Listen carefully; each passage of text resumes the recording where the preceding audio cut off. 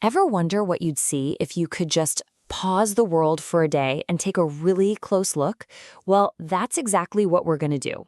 We're zooming in on one single day, Friday, August 8th, 2025. It's a huge question, isn't it? I mean, the world feels chaotic. You've got news coming at you 24/7, all these different stories. It's a lot. It's so easy to just feel completely swamped. So how in the world do you start to make sense of it all? How do you find any kind of pattern in all that noise? It sounds a little backward, but maybe the best way to see the big picture isn't to try and see everything at once. Maybe it's to stop looking at the horizon and grab a microscope instead. We're going to put one single day under the lens. And by digging into the events of just those 24 hours, we can start to see these amazing patterns emerge. You'll see the contrasts, the connections, the stuff that really tells the story of right now. All right, so let's get started. We're going to kick things off with the widest view possible. I mean, literally, we're looking up, way up, past the clouds and into space. So on this particular day, Earth has a couple of visitors from deep space dropping by. First up is Asteroid 2025 OJ1. Get this, it's a massive rock, taller than a 30-story building. And right behind it, you've got 2019 CO1, which is about the size of a jumbo jet.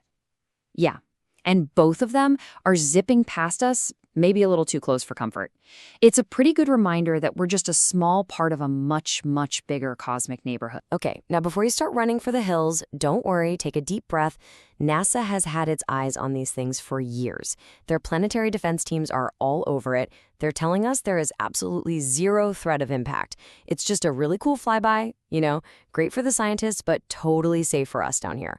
So for a moment, we can just enjoy this bit of cosmic calm. All right, but when we look away from that quiet, peaceful view of space and turn our eyes back down to our own planet, wow, the picture changes completely. That calm just vanishes, and it's replaced by a whole lot of conflict and tension. You can feel the friction just simmering across the globe.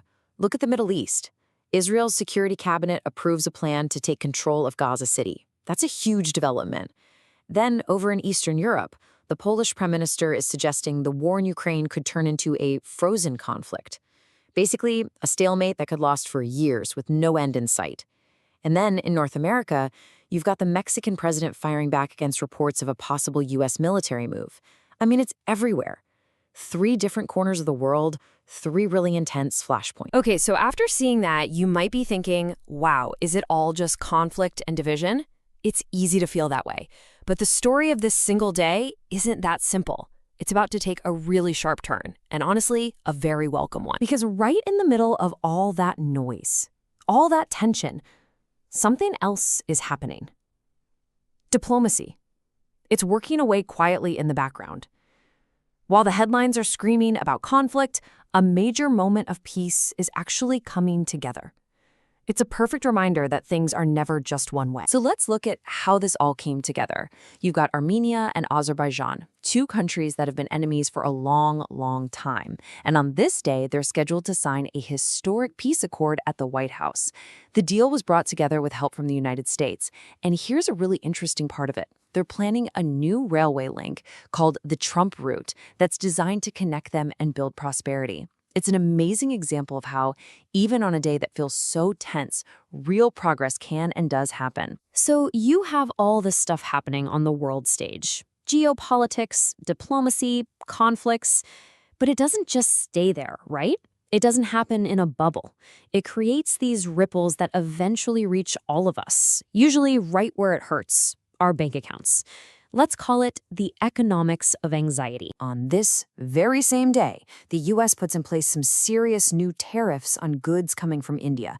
We're talking rates jumping up to 50%. That's a huge leap. And a move like that, well, it puts a big strain on the relationship between 2 huge democracies, and it sends this shock of uncertainty right through the entire global supply chain. And you can guess what happens next, right? When the world of global trade starts to feel unpredictable and, well, shaky, investors get really nervous. They start looking for a safe place to put their money.